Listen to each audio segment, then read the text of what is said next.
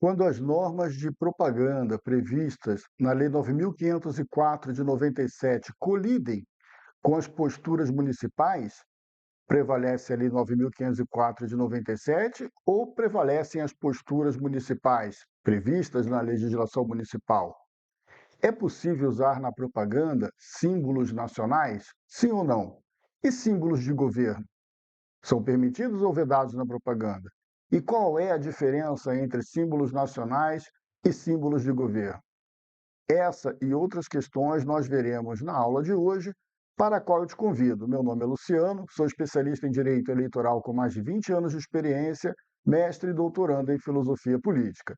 Para começar a nossa aula de hoje, eu gostaria de trazer aqui para vocês as principais vedações que nós temos, genéricas, vedações que se aplicam a toda e qualquer propaganda, independente do meio de divulgação de propagação. Elas estão previstas lá no artigo 222, 237 e 243, incisos 1 a 10 do Código. E existem também algumas na Lei 9.504 de 97.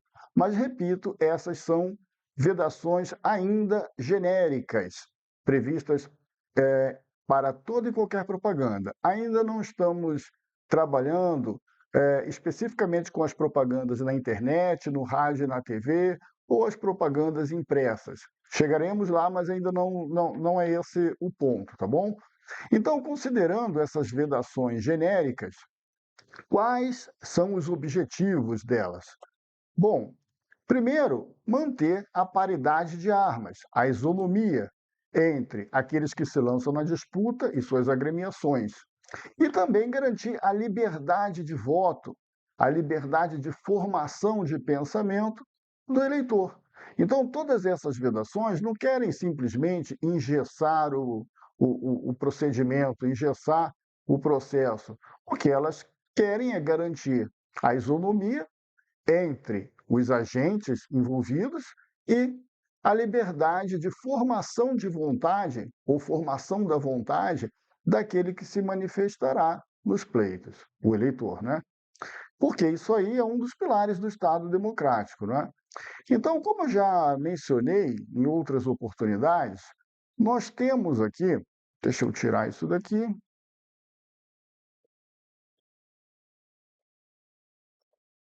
aqui. Nós temos aqui uma espécie de potenciômetro, não é? Como eu já disse, o debate sempre é bem-vindo, o debate democrático, a crítica ácida, ela é aceita também, toda crítica ácida é aceita, e existe um momento que a crítica ácida começa a descambar para a ilicitude. Quando ela começa a descambar para a ilicitude é porque certamente ela ingressou em uma dessas vedações aqui, lá do artigo 222 e 243 do Código. Preconceito e discriminação, obviamente, isso é vedado em qualquer forma de propaganda, e aqui eu me refiro a preconceitos de origem, raça, gênero, orientação sexual ou deficiência. Vamos lembrar que nós temos o Código da Pessoa com Deficiência, né? O Estatuto da Pessoa com Deficiência. Então, qualquer forma de preconceito e discriminação, seja ele de origem, de raça, de sexo, em relação à deficiência da pessoa, é vedada, nem precisaria isso ser dito na Lei 9.504 de 97 ou no Código, porque essa é uma garantia constitucional, é um direito fundamental para toda e qualquer pessoa. Propagandas que, de algum modo, preguem ou se envolvam com questões de subversão e violência. Então, digamos que na propaganda você utilize lá o seu espaço, utilize os seus canais de divulgação para, de algum modo, tratar de questões de guerra, processos violentos ou extinção de poderes e instituições. Isso, obviamente, é vedado, seja lá qual for a forma de propaganda e também utilizar lá o seu espaço para promover animosidades institucionais, incitar conflitos entre forças armadas ou com as forças armadas. Isso é vedado. E, obviamente, desobediência civil. O que é desobediência civil? é você utilizar o seu espaço, os seus canais de propaganda para, de algum modo, instigar a quebra da lei, tentar levar as pessoas a desobedecer a lei, fazendo ataques a pessoas e instituições. Nada disso é permitido. Então, se a sua propaganda, se a sua crítica ácida, se o seu discurso passou desse limite aqui, verifique se não está incidindo em uma dessas vedações. Se você incidir em uma dessas vedações, certamente você terá problemas muito graves. Também não é permitido, seja lá qual for a forma de propaganda, seja pessoalmente, seja por intermédio de terceiros, distribuição de brindes e vantagens pessoais, ainda que seja apenas a promessa dessa distribuição de brindes ou vantagens pessoais. Não precisa ser o brinde propriamente dito, pode ser apenas a promessa que você faça, por exemplo, no rádio e na TV ou na internet. Isso vai gerar problemas gravíssimos que vão muito além de uma mera propaganda irregular. Então, está vedado lá no artigo 39, parágrafo 6º da Lei 9.504 de 97, a confecção, utilização, prestem bem atenção, e distribuição de camisetas, chaveiros, bonés, canetas, brindes, cestas básicas, prestem atenção aqui, ó, ou quaisquer outros bens. A gente vai ver qual é o conceito que, que o Poder Judiciário dá a isso, quaisquer outros bens que possam proporcionar vantagem ao eleitor. Proporcionar vantagem, tá bom?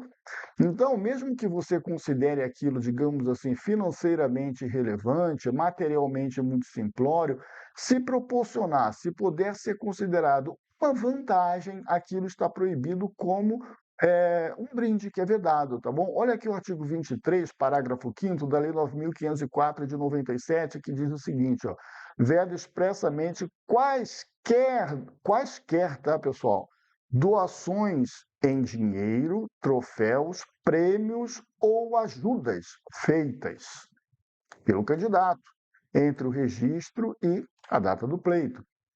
Então, quaisquer doações ou ajuda, mesmo que seja em forma de um troféu para um time, para um campeonato, ou participar da composição de um prêmio que será distribuído, entre essas datas, o registro e o pleito, isso está vedado terminantemente. Você será enquadrado lá no artigo 39, parágrafo 6º, ou aqui no 23, parágrafo 5º.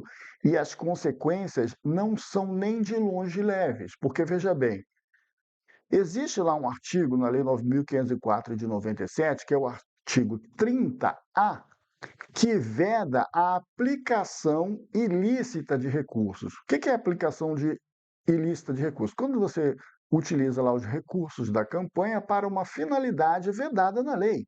Portanto, se você utiliza os seus recursos de campanha para comprar ou distribuir brindes, prêmios, troféus, ajudas, isso será considerado um gasto ilícito que pode levar à cassação do registro do diploma e a um período de inelegibilidade. Então vejam que não é uma coisa simplória. E ainda você pode cair no artigo 41A. O artigo 41A leva às mesmas punições, cassação do registro do diploma, ele não leva à inelegibilidade, mas a possibilidade de cassação do registro do diploma. Quando você doa, oferece, promete ou entrega bem ou vantagem pessoal. Acontece que doar, oferecer, prometer ou entregar bem ou vantagem pessoal é também um crime. E esse crime, caso leve à condenação, pode gerar uma suspensão de direitos políticos pelo período da pena e até 8 anos, aliás, desculpem, até 8 anos de suspensão de direitos políticos. Então, são consequências realmente gravíssimas que vão muito além das consequências financeiras apenas, que a gente pode resumir ali na multa, né? A multa seria aqui o que oferecia o menor prejuízo, porque você pode ser retirado da disputa por utilizar na propaganda um desses recursos.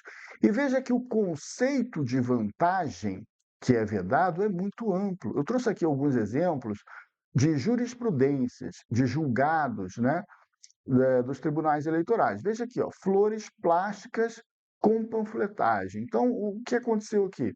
Havia uma distribuição de panfletagem e junto ia uma flor, que é permitida, claro, a distribuição de panfletos, mas junto ia uma florzinha de plástico. Essa florzinha de plástico foi considerada uma vantagem e o autor aqui do ato sofreu as consequências. Kits de proteção contra a Covid. Então, a pessoa distribuiu kits de proteção contra a Covid, que em um outro contexto tem nenhum problema, é algo perfeitamente válido, diria até desejável. Mas isso aconteceu no contexto da campanha, no contexto da propaganda. Também foi considerado uma forma vedada de vantagem, tá? Então, também aqui, olha aqui, ó, não se admite em eventos fechados, em propriedade privada, a presença de artistas ou animadores, nem o uso de camisas que proporcionem vantagem ao eleitor, tá bom? Então você faz lá um evento num local fechado, digamos um ginásio, alguma coisa, com a participação de artistas ou com a distribuição de camisetas, mesmo nesse local fechado. Isso também é considerado vedado. Então, para sintetizar aqui, olha aqui, ó, o critério é considerar vantagem qualquer utensílio, utilidade, comodidade ou lazer com valor econômico, né? O lazer, o show, né? A apresentação de um artista, por exemplo, com valor econômico capaz de gerar um sentimento de gratidão, simpatia ou dever de retribuição. Então, uma coisa tão difícil de compreender, certo? É claro que aqui é uma repetição do que já foi dito lá, né? O importante, eu queria só destacar para vocês que não pensem que é possível alegar, por exemplo, uma ação humanitária. Bom, eu distribuí um remédio porque eu fui numa vila lá fazer um discurso e encontrei crianças com piolho. E aí eu comprei remédio de piolho e distribuí para as crianças. Foi uma ação humanitária. Bom, isso não cola, tá bom? Nesse contexto da propaganda, é vedado, como foi bem explicitado aqui há pouco, a distribuição de qualquer vantagem, qualquer benefício, tá bom? Então, mesmo que você alegue aí que foi uma ação humanitária, isso é vedado. E mesmo que o brinde não tenha lá muito valor econômico, não tem um valor econômico significante, se ele simplesmente gerar, digamos assim, um sentimento de gratidão, de retribuição, já é o suficiente para configurar a vedação, como nesse caso aqui das flores de plástico. Há algumas exceções que merecem ser destacadas e devem atrair a atenção do interessado para que ele não se sinta muito confortável com a exceção e ultrapasse o limite da exceção. Vejam bem, camisetas. Bom, camisetas, se você distribuir indistintamente na propaganda, é vedado. Existe uma exceção que está lá na resolução 23.610, no artigo 19, parágrafo 2º, está aqui, ó, para quem quiser dar uma pesquisada, né? Deixa eu dar uma ampliada aqui.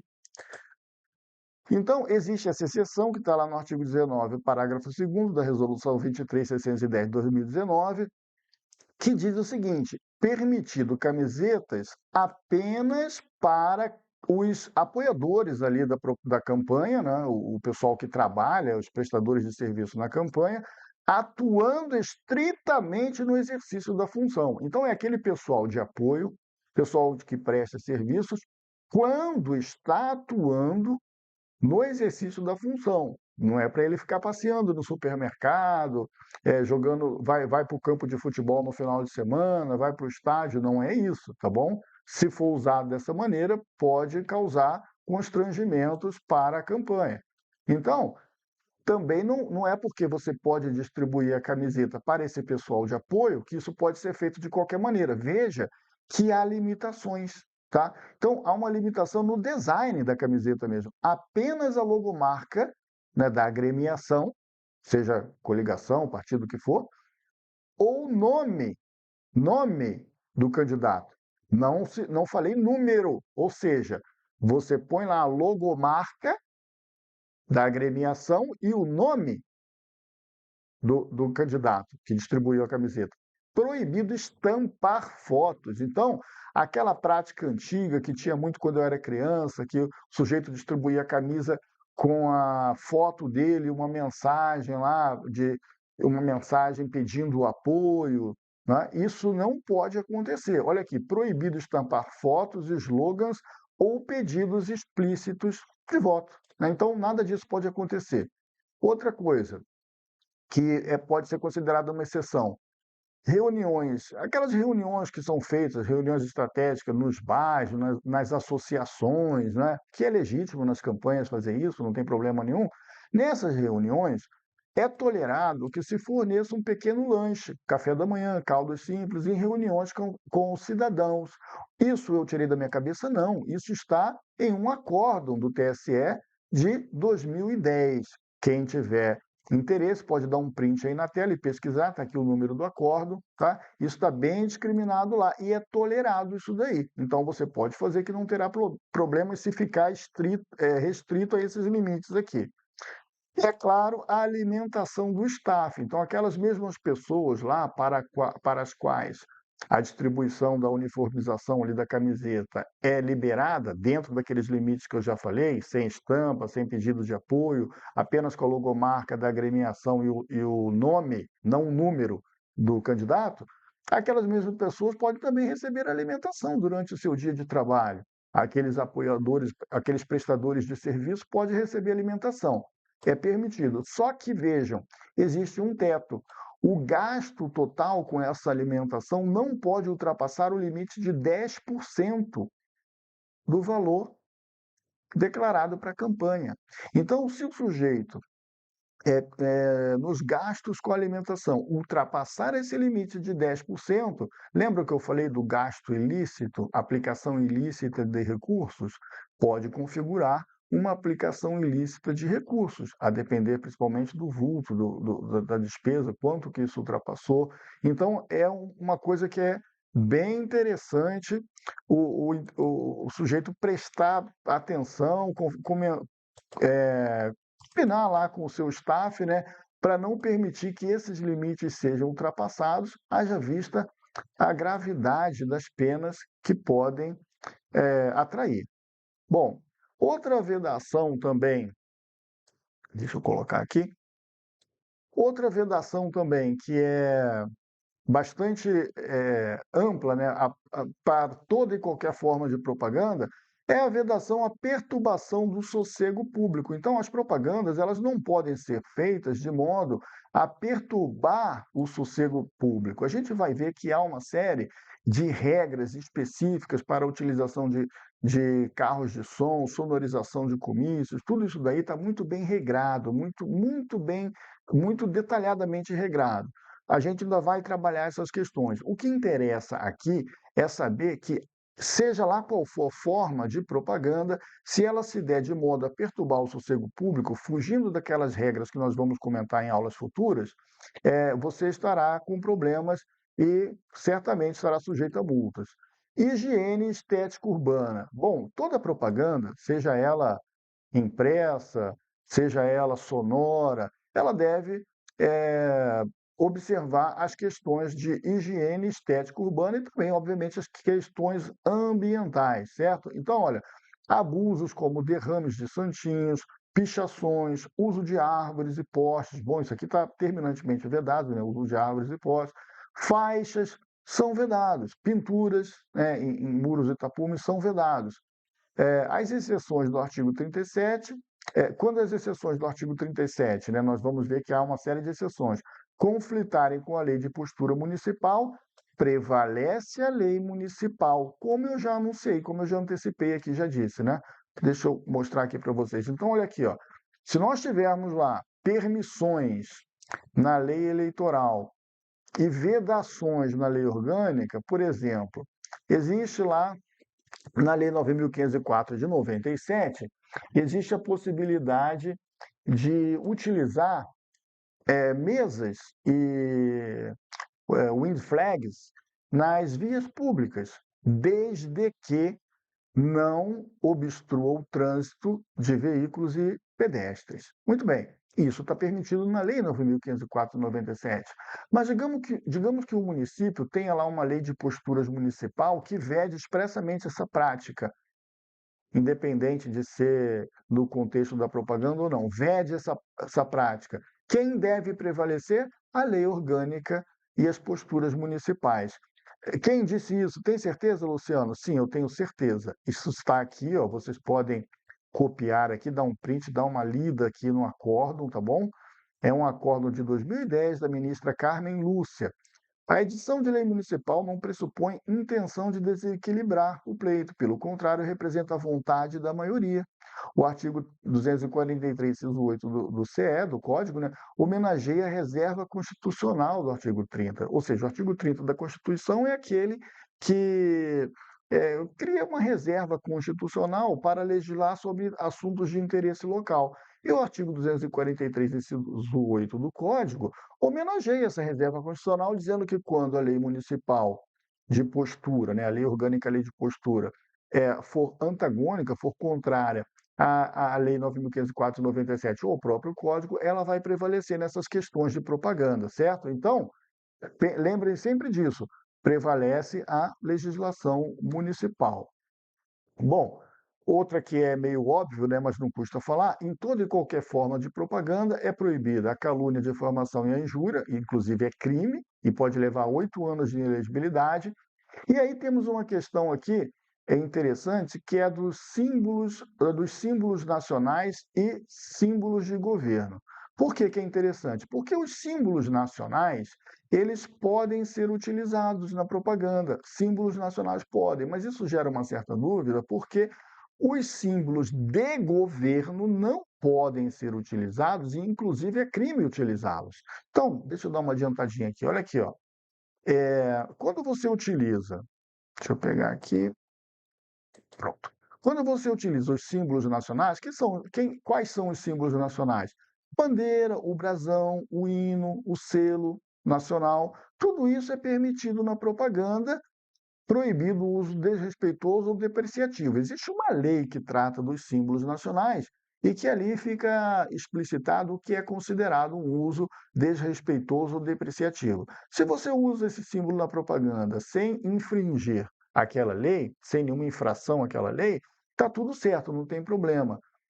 O símbolo que você não pode, não deve usar na propaganda, porque é crime, é o símbolo de governo, aqueles símbolos que são característicos de um governo específico, as cores, o logotipo, a logomarca lá do governo. Isso não deve ser usado na propaganda, certo? Se você utilizar, você estará sujeito a responder um processo criminal que vai te levar, inclusive, à inelegibilidade se você for condenado. Então, atentem bastante para isso, a diferença de símbolo de governo e símbolo nacional. Outra forma de vedação ampla e genérica para toda e qualquer forma de propaganda é o simulacro de urna. Esse simulacro não pode acontecer. Por quê? Já. Opa, eu estava falando e estava aqui em cima, né? Poxa vida, peraí, deixa eu resolver diferente aqui. Aqui, pronto. Já aconteceu, pessoal, de, infelizmente, pessoas fazerem, lançarem mão do seguinte artifício, da seguinte esperteza. Elas faziam lá um simulacro lá do dispositivo, né, da urna, e aí, vamos aqui ensinar o pessoal como faz para utilizar. Aí tem que apertar esse e esse número. A pessoa, na sua simplicidade, na sua rusticidade, imaginava que lá no dia a maneira de utilizar era só aquela ali, apertando aquele número. Obviamente, isso é uma trapaça, podemos dizer assim, né? Então, para evitar esse tipo de coisa, a lei proibiu a utilização de simulacros, né, os simulacros de urna. Então, você não pode mais utilizar por essa razão. Em qualquer forma de propaganda, seja ela na internet, seja ela presencial, seja ela impressa, não deve ser utilizada na propaganda. Bom, vedação à moeda falsa, propaganda comercial e violência de gênero. Moeda falsa é uma prática que existia antigamente, hoje em dia não é mais comum, né? Mas as pessoas elas faziam a propaganda em numa espécie de cópia de uma nota de real ou de cruzeiro, né, antigamente, e ali faziam uma propaganda. Isso é vedado, não pode ser feito, mas também não é uma coisa comum hoje em dia, isso é uma coisa mais antiga. Ou utilizar o tempo de propaganda para fazer uma propaganda comercial dissimulada. Então, por exemplo, o sujeito vai lá e coloca o nome dele, o nome de urna dele, né, como fulano da loja tal, querendo fazer uma propaganda da loja. Ou então aparece na sua propaganda símbolos, logomarcas daquela loja. Aí ele alega que é conhecido por trabalhar naquela loja, por ser proprietário daquela empresa, mas o fato é que a propaganda dissimulada durante o seu espaço ali, seja ele no rádio, na TV, ou mesmo impresso, ou os santinhos que você distribui, as coisas não devem se misturar. Isso é terminantemente proibido. E, obviamente, né, a discriminação contra a mulher. Hoje existe até o crime de violência de gênero, né, o crime eleitoral de violência de gênero. Então, qualquer forma de discriminação, já falei que é vedada, inclusive essa contra a mulher. Existe artigo específico para a vedação da discriminação contra a mulher na propaganda. Mas nem precisaria ter, né? Porque essa vedação essa vedação já existe lá desde a Constituição, né? Então, fazendo aqui um apanhado, né? Um resumão, né? Olha, derrame de santinhos, isso aqui, vedação às normas de higiene e às posturas municipais. Obviamente, isso aqui é proibido e no dia se for feito no dia do pleito é crime, não é? E qualquer tempo é proibido, inclusive podendo levar à sanção independente de notificação prévia, o derrame. Poluição, né, que entra nesse contexto da higiene também, das normas municipais, utilizar árvores, postes, né, a poluição visual, sonora, toda forma de poluição. Utilizar obstáculos na via pública que impeça o trânsito de pedestres e de veículos, nós vamos verificar que existe uma possibilidade de utilizar mesas, wind flags, mas com um regramento específico, sem essa obstrução de veículos e pedestres. Simulacros de moeda ou do dispositivo de votação, isso também não é permitido. Agora, uma questão que merece um pouquinho o nosso comentário é a vedação ao showmício e eventos assemelhados. Showmício eu acho que não tem muito mistério, todo mundo sabe que é proibido o showmício na propaganda, isso já vem de longe, né? Eu acho que desde 2008, 2000, aí pelo início aí do século XX já houve essa vedação. Então é algo que já está bem consolidado aí na memória popular, né, no imaginário popular. Qual é a razão? Vedar que a força mobilizadora dos artistas sirva como exemplo, elemento de artificial atração de presença para eventos concebidos para promover candidaturas. Então, obviamente que isso daí, digamos assim, mascararia, ou pelo menos degeneraria a formação da vontade, porque as pessoas seriam atraídas para aquele evento ali de propaganda, não pelas ideias divulgadas ou por ter alguma afinidade com as ideologias para assistir o show. Então, quem tivesse maior poder econômico para pagar esse show e atrair as pessoas, teria então maior capacidade de atrair a atenção e formar a vontade das pessoas. Isso causaria uma distorção na disputa. Só que vejam que existe esse termo aqui, ó, assemelhados. O que são esses assemelhados? Esses assemelhados é, por exemplo, a retransmissão de um show artístico gravado em telão durante os comícios. Então o sujeito vai lá, põe o trio elétrico, põe lá um telão pendurado no trio elétrico e retransmite ali um show durante o seu comício. Isso é vedado, claro, né? Por quê? Você não está com a presença física ali do artista, mas está fazendo um show ali, está reproduzindo ali um show que, obviamente, tem uma capacidade maior de atrair a atenção das pessoas por outros motivos que não as ideologias e ideias transmitidas ali. Mas, embora essa retransmissão do show artístico seja considerado um modo assemelhado ao showmício, olha aqui, olha, se o evento não tem finalidade, né, eleitoral, como a festa de peão de Barretos, e o candidato apenas comparece, a conduta não é tratada como showmício. Então, ele foi ali na festa, e apareceu, obviamente, a presença dele, ele vai atrair a atenção de todo mundo, mas veja, aqui não gera uma distorção, porque, em tese, todos os que estão na mesma condição dele podem também comparecer. Então, não houve quebra de isonomia, não houve quebra da paridade de oportunidades. Logo, essa aparição no evento não é considerado um assemelhado ao showmício. Agora, a reprodução de um show de um artista, que requer, por exemplo, a autorização do artista para que seja utilizado daquela maneira, aí sim é considerado uma quebra da isonomia, uma quebra da paridade de oportunidades. E temos ainda, hoje em dia, né, com a internet, a figura da live mício, né? Ou a presença de, ou o caso, o evento do candidato artista. O que é live mício? Bom, live mício é quando o sujeito faz uma live, o que é permitido, para transmitir lá as suas ideias, para fazer a propagação da sua plataforma, e nessa live ele chama para participar um artista que faz ali show, que canta, ou que, enfim, manifesta ali a sua arte, expressa ali a sua arte. Obviamente que as pessoas serão atraídas para essa live para acompanhar o show do artista que ali se apresentará. Então, isso aí é assemelhado ao comício, ao showmício. Então, é vedado também, recebe a mesma punição, a mesma vedação. E quando o artista é também o candidato, ele próprio, o próprio candidato é artista, ele tem que parar então de fazer os seus shows? Não, ele pode continuar fazendo o seu show durante o período ali de propaganda, não é vedado que ele continue o seu exercício profissional, só que durante a sua prática profissional, ele está vedado de mencionar, fazer alusão. Olha aqui, ó,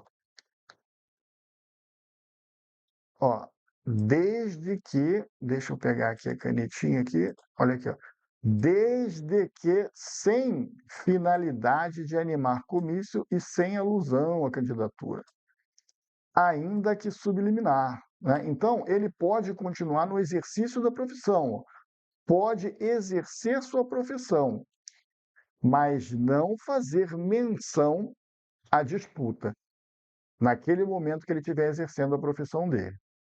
Agora, isso daqui a gente não pode confundir com o tal do fundraising, não é? Que é levantamento de fundos, não é? A vaquinha virtual, coisa, ou presencial mesmo que seja, fundraising, não é? É levantamento de fundos. Como é que isso é feito? Em geral, a agremiação ou o próprio candidato fazem eventos e cobram as pessoas para comparecerem a esse evento como uma maneira de contribuir com a campanha, com a disputa, né? Contribuir financeiramente com a disputa. Nesse caso, é permitida a apresentação de artistas. Por quê? Porque, veja, antes o artista estava sendo usado para atrair as pessoas. Elas iam ali, não tinham despesa nenhuma, gratuitamente, no showmício, por exemplo, e iam para assistir o artista e levavam de carona ali, levavam de rescaldo a, o candidato, né? Vamos dizer assim. Aqui não. Aqui, voluntariamente, elas pagam para comparecer ao evento porque querem contribuir com a campanha do sujeito e então elas pagam para ir. Portanto, o artista pode se apresentar. E porque assim justifica o pagamento dela. Ela que quer ver o artista está pagando para isso acontecer, porque assim contribuirá para a campanha. Vejam que é uma circunstância totalmente diferente. Aqui existe uma consciência de voluntariedade, de participar, de ver o artista, de pagar por isso e de contribuir para a construção financeira da campanha, dentro dos limites que a lei permite. Então, olha aqui, fazendo um resumão aqui. Deixa eu pegar aqui a canetinha. Bom, opa, aqui, pronto. Showmício com artista contratado para animar show. Não, isso é vedado. Está aqui, artigo 39, parágrafo 7º da Lei 9.504 de 97. Live com presença de artista. Não. Vedado, artigo 39, parágrafo 7º também. Cantor exercendo sua profissão em show particular. Sim, mas proibida a alusão à campanha. Ele pode continuar na sua profissão, não vai precisar perder sua fonte de renda durante a campanha, mas ele não deve fazer alusão à disputa na sua atividade profissional. Show em evento de arrecadação de campanha, o fundraising. Sim, permitido. Aqui, aonde que está permitido, Luciano? Artigo 17, parágrafo 1º, inciso 2 da Resolução 23.610. Artigo 23, parágrafo 4º, inciso 5º da Lei 9.504/97. Público paga para apoiar, certo? É levantamento de fundos de dinheiro. Do contrário, seria vedado também. E o que a gente vê é que, desde a primeira aula até essa de hoje, vocês estão vendo que há uma gradação das sanções impostas.